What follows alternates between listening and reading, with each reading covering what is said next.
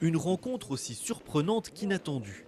Ces jeunes sont venus visiter le Parlement, mais ils ne s'attendaient sûrement pas à ce que leur guide soit le président de la Diète en personne. En pleine campagne électorale, Bronisław Komorowski a accepté de présenter son bureau et de se livrer à une séance d'autographes. Le président polonais par intérim a aussi répondu aux questions de quelques curieux. Par exemple, va-t-il profiter de la nuit des musées ? Moi, j'ai déjà visité un musée aujourd'hui.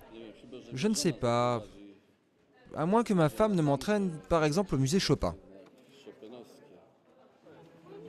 Ouvert au grand public pour la deuxième année consécutive dans le cadre de la Nuit des musées, le Parlement attire plusieurs milliers de visiteurs.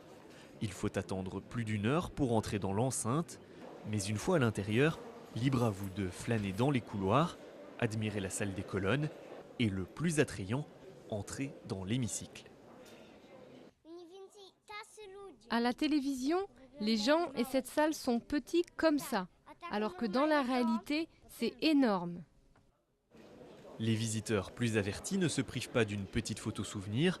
Cette nuit, ce couple a choisi le Parlement plutôt qu'un autre musée pour une raison bien précise. On peut visiter tous les autres musées n'importe quel jour de l'année. Ça, c'est une attraction accessible seulement une fois par an. Un rendez-vous unique qui, cette année, tombe à peine un mois après la tragédie de Smolensk. Les couloirs du Parlement rappellent encore que 15 députés et 3 sénateurs y ont perdu la vie. Pour certains, cette visite est aussi l'occasion de rendre un dernier hommage aux 96 disparus.